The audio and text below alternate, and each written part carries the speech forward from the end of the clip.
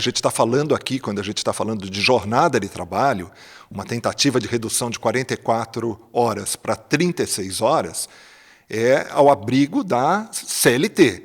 A gente tem um contingente muito grande de trabalhadores que estão fora da CLT, estão no trabalho informal, e hoje em dia um contingente imenso de pessoas que são trabalhadores autônomos, né?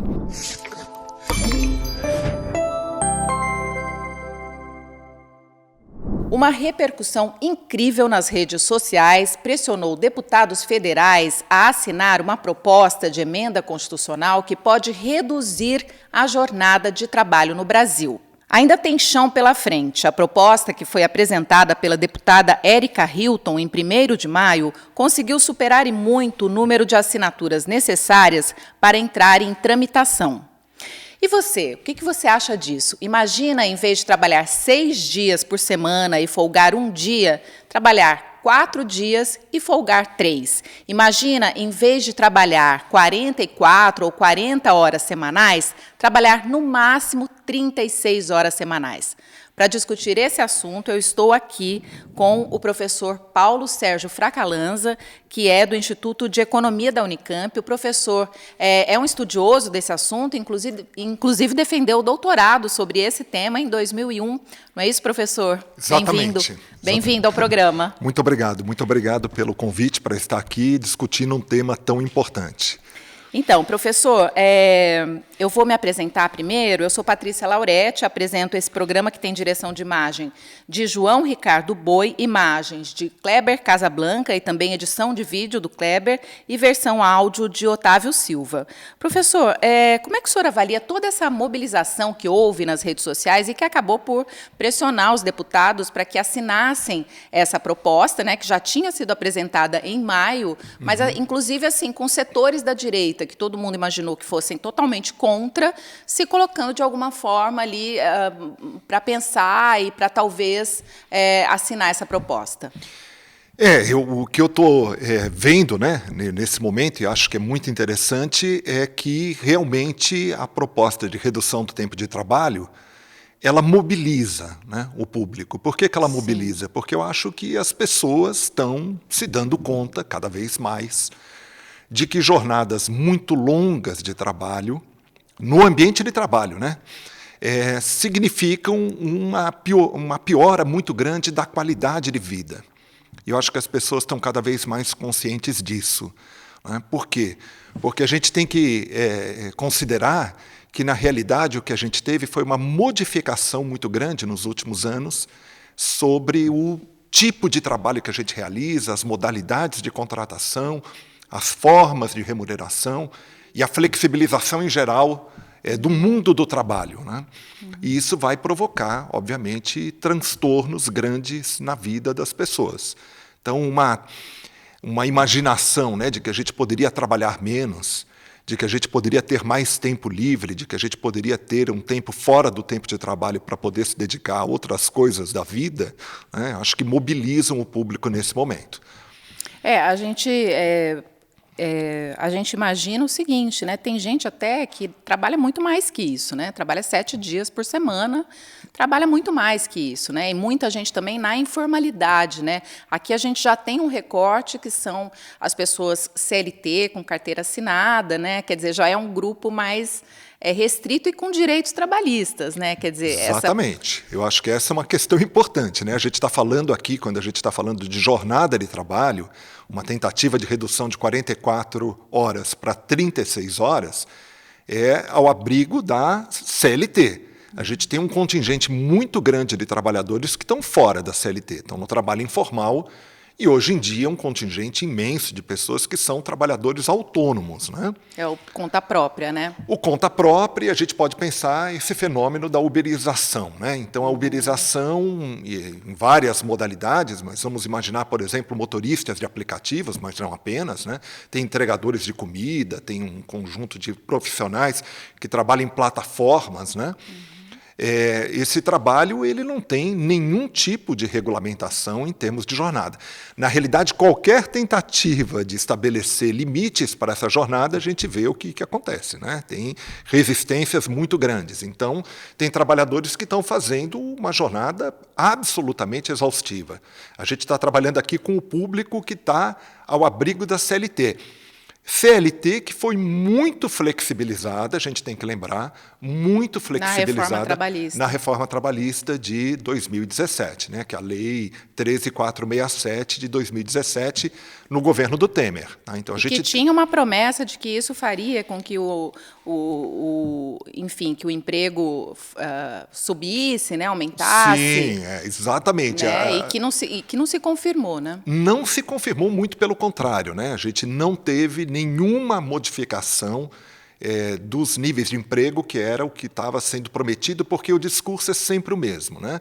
A gente tem uma forma de trabalho muito rígida no Brasil, um conjunto de leis muito grandes que impedem a flexibilidade. Né? Paga-se muitos impostos. Paga-se muitos impostos, o custo do trabalho, a competitividade. Esse é um discurso que é veiculado o tempo inteiro pela mídia e que está, de alguma forma, né, muito inscrito, né, dentro da opinião pública. A gente absorve esse discurso o tempo inteiro, na mídia, né? Na grande mídia, nos jornais, assim por diante. E, na realidade, não é verdade. A gente tem uma das legislações trabalhistas mais flexíveis do mundo. E a gente tem, na verdade, um problema seríssimo, que são o quê? Uma quantidade, um conjunto de modalidades, de formas de contratação, de formas de remuneração, de flexibilidade de tipos de contrato, que é absolutamente contraproducente. Né? A gente deveria ter um desenho mais harmonioso do que significa o trabalho, né? E do que significa, inclusive, uma vida fora do trabalho. Porque a gente está falando aqui do campo do trabalho mercantil, digamos, né? Do tempo de trabalho que o sujeito está exercendo numa atividade para poder ter uma remuneração e poder ganhar a sua vida. O trabalho, esse é o trabalho heterônomo que a gente chama, né? Há todo um conjunto muito importante de outros trabalhos que a sociedade tem que realizar. Que sequer são reconhecidos, né? Que sequer são reconhecidos. Como trabalho, né? Que sequer são reconhecidos como trabalho, que estão nesse campo que a gente chama o trabalho, por exemplo, reprodutivo, trabalho de reprodução social, o trabalho de cuidado, o trabalho doméstico, o trabalho de cuidar dos filhos, o trabalho de cuidar de uma criação. Que geralmente recai sobre a mulher, né? Aí a gente tem a questão do gênero também, né? Recai sobre a mulher, recai sobremaneira sobre as mulheres, sem dúvida nenhuma, são elas que exercem a maior parte desse trabalho, e quando a gente pensa no recorte racial, recaem sobretudo sobre as trabalhadoras negras. Sim. Né? Ou, em outros países, a gente vai chamar as populações racializadas. Né? Então, tem uma repartição muito desigual. E esse trabalho, que é fundamental, inclusive, né, como campo de reprodução, para garantir, inclusive, a possibilidade de existência do sistema capitalista, digamos, esse trabalho é invisibilizado. Então, esse é E continua, né? Quer dizer, essa proposta não vai chegar para essas pessoas. Qual que vai ser o impacto, né, no trabalho informal, por exemplo, dessa proposta, dessa PEC, se aprovada? Né? Existe... Porque vamos imaginar que as empresas teriam que contratar mais gente, né? Então, teria um impacto aí na questão do emprego, talvez. Mas também, por outro lado, pode ser que aumente a informalidade, ou não? Então, o discurso que vai ser feito, e é muito interessante, né? Porque a Erika Hilton tem uma coragem monumental, né? De apresentar essa proposta nesse momento e mobilizar esse conjunto de pessoas, né? Mas, na realidade, o que a gente vai ter, o que já está acontecendo? Então, ontem a Folha noticiou, acho que foi ontem, antes de ontem, né?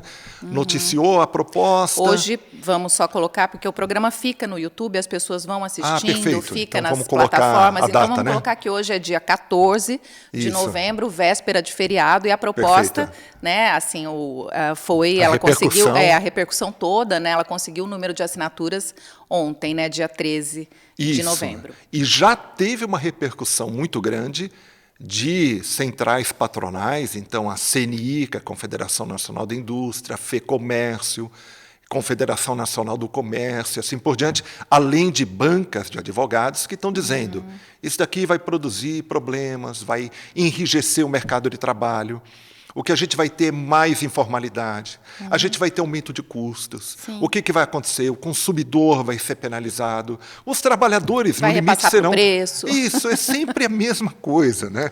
Por quê? Porque esse discurso, na realidade, porque, na verdade, esse problema, ele não é analisado a fundo. E a gente sempre imagina uma solução, uma resposta simples, né? Então, o que a gente está dizendo? Vamos reduzir a jornada e, obviamente, a gente vai ter que contratar mais gente.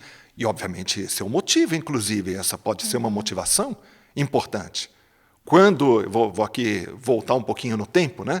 Para o momento em que eu fiz a tese de doutorado, e a tese de doutorado eu defendi em 2001, mas eu estava trabalhando com a redução da jornada de trabalho na França. Então, o que aconteceu na França? Tinha uma jornada que já era de 39 horas, naquele momento, não era nem de 40, porque o governo Mitterrand, em 82, tinha reduzido o tempo de trabalho de 40 para 39 horas. A proposta era reduzir depois até 35. Gradativamente. Mas não deu certo. Tá? E aí, o que acontece é que, quando chega o governo do Jacques Chirac, vem um primeiro-ministro, que é o Lionel Jospin.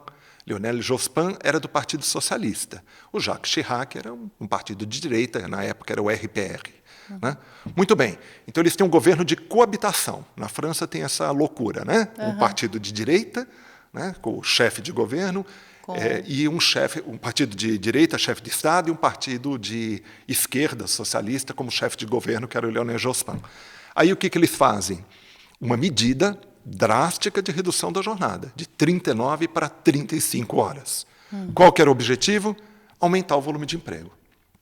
Né? Estimavam ali um conjunto de aumentos de emprego. Uma conta simples ali, né? Uma conta simples. Sim. É claro que tinha um conjunto de subvenções, de ajudas para as empresas, para facilitar esse processo, mas a ideia era que criaria um conjunto expressivo de empregos. E a pergunta, criou ou não? Criou? Criou. Criou um conjunto expressivo de empregos e as pessoas, obviamente, que se beneficiaram dessa medida, sentiram uma grande transformação da sua forma de vida. Porque, imagina, 35 horas significa o quê?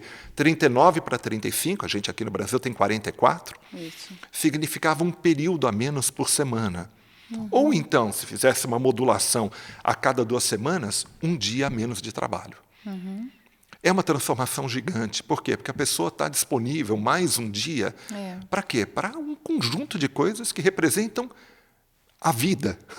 A vida, né? Que é a questão central, né? Que é a questão central, porque, na verdade, o trabalho, ele é claro que é importante, dependendo do caso. Em alguns casos, ele é fonte de satisfação, não nego, né?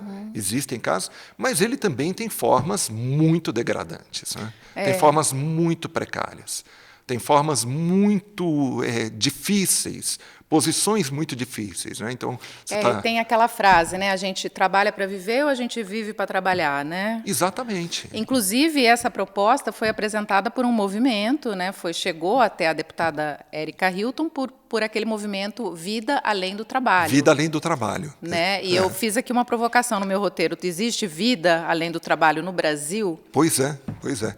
Eu vou lembrar aqui uma coisa estranha, né? Que talvez as pessoas vão achar um pouco anedótico, mas em 1930, então a gente está um ano depois da grande crise, do grande crash da Bolsa de Nova York de 29. Né?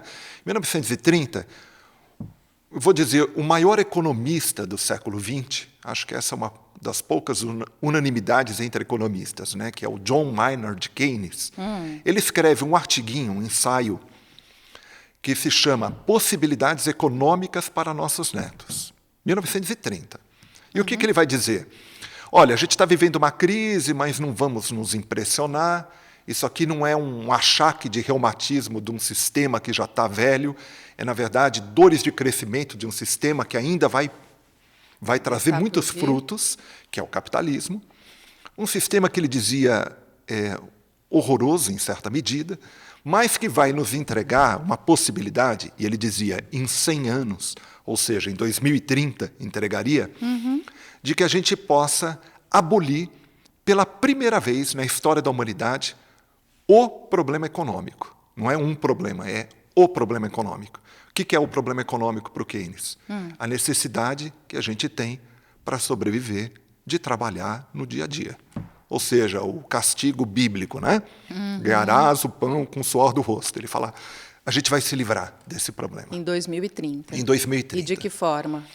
Porque a produtividade do trabalho vai se incrementar de tal sorte que, ao chegar em 2030, um século depois, ele estava prevendo, a gente não vai mais precisar trabalhar. Por exemplo, em um dia, a gente vai trabalhar o que a gente trabalharia em 6 dias, alguma coisa nesse sentido? Uma produtividade gigantesca. Ele diz, olha, não há mais sentido nesse trabalho. A gente vai poder trabalhar, ele dizia, jornadas de 15 horas por semana. O restante do tempo, a gente vai poder se consagrar às atividades ditas autônomas, aquelas que a gente decide a finalidade, a gente decide como vai executar, a gente decide os objetivos, a gente decide o esforço e a forma de fazer. E isso está acontecendo ou não? Não. Poderia estar. Poderia estar, porque, na realidade, a gente já tem uma redundância de trabalho gigantesca.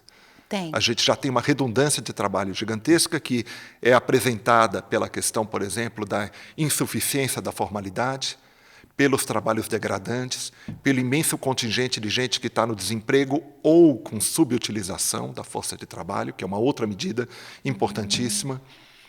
E tem coisas estranhas, né? Tem empregos, por exemplo, que são nocivos. Né? A gente tem empregos, além dos empregos degradantes, dos empregos insalubres, de uma parte da mão de obra que não podemos nem dizer que é explorada, mas que é expropriada. Então, a gente tem, na verdade, um quadro no mundo do trabalho, em geral, que é muito terrível. Inclusive, tem algumas experiências, eu estava lendo algumas reportagens de empresas que já adotaram essa jornada reduzida e, de fato, viram crescer a produtividade, né? A produtividade vai crescer. Ela não tem como não crescer. Um trabalhador que está esgotado, né, quando ele executa aquele trabalho em menos tempo, uma parte, na verdade, dessa diminuição de tempo, ela é compensada pelo aumento da produtividade.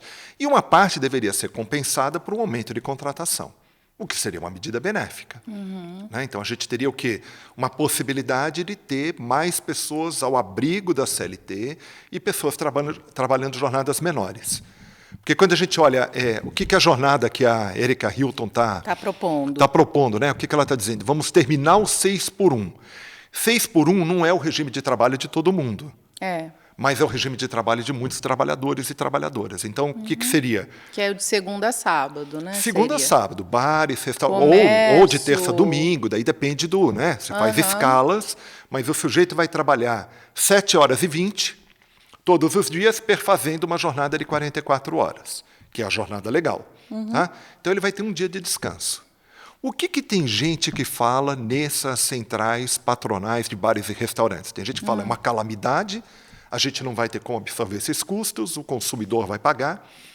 E tem alguns representantes que vão dizer, olha, eu acho que pode ser uma boa. Porque a gente tem um movimento maior ali determinados dias, seria isso? Não, eles dizem porque, na verdade, a gente está perdendo uma parte dos trabalhadores. Eles preferem assumir outras formas de trabalho do que essa. Por quê? Porque esse trabalho é muito exaustivo. E tem gente que não se submete mais a esse trabalho. É um trabalho... Você imagina, trabalhar... Porque 7h20, o que a gente está dizendo? É uma jornada plena, né?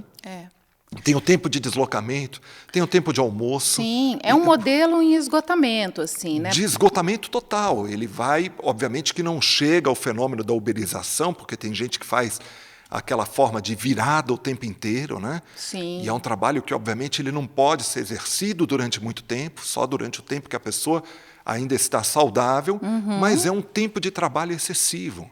Sim. E a gente não precisa mais disso. A gente precisa de uma repartição de trabalho e a gente precisa de muita gente trabalhando, mas não naquilo que a gente está imaginando como atividade mercantil, trabalhando em outras esferas. Então, mas aí quem vai remunerar, né? Porque a conta fecha, por exemplo, essa economia do cuidado, quem remuneraria? Né? As mulheres, as pessoas que trabalham ali para que todo o resto da sociedade funcione. Sim. Né? Então, essa conta fecha? Ela não fecha quando a gente pensa exatamente dentro do status quo. Né? Se a gente pensar no modelo que a gente tem hoje, né, com as taxas de lucratividade, com a forma em que hoje a produção se dá, a gente vai dizer essa conta, como que a competitividade, né, a ideia de que a gente tem que ter um padrão de flexibilidade muito grande, assim por diante, a gente vai dizer essa conta não fecha. O problema é que esse mundo não fecha mais. Pois é. Este mundo, da forma que está, não fecha. Porque este aqui é um problema, que é o tempo de trabalho excessivo. Num mundo que já poderia, como Keynes diz, já ter abolido boa parte do problema econômico. Sim. Mas este é um problema. Tem um outro problema, né? Tem um problema, por exemplo, ambiental. Então a gente vai dizer, mas a conta ambiental vai ser assumida por quem? O mundo também não fecha, né? Pois tá é. Então a gente vai ter que repensar, na verdade, a forma de organização que a gente tem, né? E imaginar um outro tipo de organização que permita que a gente trabalhe menos, que a gente se ocupe de um conjunto de atividades que não estão nessa esfera mercantil e que são fundamentais para a reprodução da vida. Ou seja, esse aqui é um pequeno passo, né, um passo importante, né, mas assim, é um pequeno passo dentro de um conjunto de coisas que precisam mudar na sociedade. Né? Exatamente. A gente está chegando num momento, acho que a gente está claro que a gente vive uma crise sistêmica que se manifesta do ponto de vista social, com o desemprego, com a desigualdade, se manifesta do ponto de vista político, né? com a questão da democracia que vai sendo colocada em xeque, se manifesta do ponto de vista migratório, e a gente está vendo o que vai acontecer agora com a eleição do Trump, né? Se manifesta do ponto de vista ambiental, num mundo que está ultrapassando as fronteiras planetárias. Ou seja, a gente está vivendo uma crise de grande envergadura, vamos chamar assim. E o que a gente vai ter que fazer? A gente vai ter que repensar. Né? Essa dimensão da redução do tempo de trabalho é uma dimensão fundamental. É uma dimensão fundamental. Eu vi só uma última questão que eu acho que a gente poderia comentar. Eu vi uma reportagem que comparava com outros países e o Brasil, assim, ele não estava muito diferente. Assim, ele tinha até uma jornada, acho que isso, assim, um pouco levemente abaixo ali de países, né, em desenvolvimento também, né? Sim. E isso também muitas vezes serve como argumento, né? Não, mas a gente aqui não trabalha tanto assim, não é? Só para a gente poder argumentar nesse sentido. A questão é que a gente trabalha muito, realmente trabalha muito, e o que está sendo contabilizado normalmente é a jornada de trabalho regular. Aí depende, obviamente, da pesquisa, né? Porque a gente tem um fenômeno de informalidade muito grande. Eu acho que essa pesquisa é uma pesquisa da OIT, se não me engano. Então tem que olhar como que ela é produzida, né? Mas, de qualquer forma, veja o seguinte, né? Quando a gente estava final do século XIX, então vamos dizer 1870, para pôr uma data ali, as jornadas de trabalho no mundo eram mais ou menos jornada de trabalho anual, tá? Algo como 3.000 horas de trabalho anuais. A partir daí, até o momento atual, a gente tem mais ou menos metade dessas jornadas. A gente chegou a um patamar de 1.600, 1.700 horas de trabalho anuais. Naquele momento, em 1870, também os empregadores diziam não é possível diminuir a jornada de trabalho. A primeira legislação fabril que surgiu em 1833 na Inglaterra, ela disciplinava o trabalho da seguinte maneira. O trabalho começa às 5h30 da manhã, termina 8h30 da noite, e crianças entre 13 e 18 anos, ou adolescentes, não devem trabalhar mais do que 12 horas por dia. Nossa, mãe, que loucura. Isso era uma lei que visava o quê? Regular o trabalho que estava completamente desregulamentado. Na prática... Isso era uma melhoria na época. Uma melhoria. Os empresários diziam, é impossível sobreviver sem a mão de obra infantil. Porque, na realidade, a gente, né, se podia contratar, inclusive, crianças a partir de 7, 8 anos de idade. Sem o trabalho de mulheres, não tem como sobreviver. Né? Mas o que era o problema? As pessoas adoeciam, as pessoas morriam. Era um genocídio, na realidade. E aquilo lá, em algum momento, foi contemplado. E o que a gente viu a partir daí foi uma redução geral do tempo de trabalho. Redução da jornada, aumento de férias, idade de aposentadoria, um conjunto de modalidades, né, importantes. A gente, por exemplo, poderia discutir a questão da licença parental. Por que licença maternidade apenas? Se a gente está dizendo que homens e mulheres devem participar do trabalho de cuidado, do trabalho de reprodução da vida, né? Não teria que ser uma licença parental? E o homem parental? tem, se não me engano, 5 dias de licença, né? A mulher, 4 meses. 4 meses. Então, quer quer dizer, a quem está sendo sugerido que vai recair o trabalho sobre a criação das crianças desde a mais tenra idade. Tá? E o problema é o seguinte, na realidade a gente está falando de trabalho mercantil, mas tem toda uma esfera de trabalho que está fora desse trabalho, para além desses trabalhos de cuidado, dos trabalhos domésticos e assim por diante, que vai ter que ser executada se a gente quiser um mundo diferente. A gente vai ter que reconstruir ecossistemas, a gente vai ter que reconstruir cidades. Professor, mas tudo isso não é muito utópico? Assim, será que... eu fico pensando aqui, eu fico triste, né, de certa forma, que eu falo, poxa, eu concordo com tudo isso, mas assim, não é muita utopia? Será que isso tem possibilidade de acontecer, essa revolução? Tem possibilidade e, na verdade, inevitavelmente, alguma revolução ocorrerá. Uma transformação de grande intensidade vai ocorrer, quer a gente queira, quer não. A única questão é porque se a gente... é insustentável o sistema que a gente vive, né? Porque é absolutamente insustentável, não tem como. Né? Então, o que a gente vai ter? Ou a gente vai abraçar um conjunto, eu não chamaria nem de utopias, porque utopia significa algo que está fora do lugar. Né? Inalcançável. São, na verdade, alternativas viventes. Por que viventes? Porque tem muita gente exercitando concretamente essas alternativas, que a gente chama de alternativas sistêmicas. Né? Então, por exemplo, o ecofeminismo, o buen vivir, né, que são ideias que vêm aqui da América Latina, né, o convivialismo, o decrescimento e assim por diante. Tem gente que já está vivendo de uma forma... Experimentando outras formas de vida. Né? E tem um compêndio hoje de alternativas, tem um conjunto enorme de ideias transformadoras, não apenas reformistas. Então, o que a gente vai ter tem 2 possibilidades, eu acho. Ou uma saída um pouco mais organizada, em direção a um futuro mais emancipador, mais livre, que permita que a gente tenha uma vida digna, ou a gente pode caminhar para um outro sentido que eu não quero pensar, que é o sentido da barbárie. Do caos. Né? Do caos. A forma de barbarização já está aqui.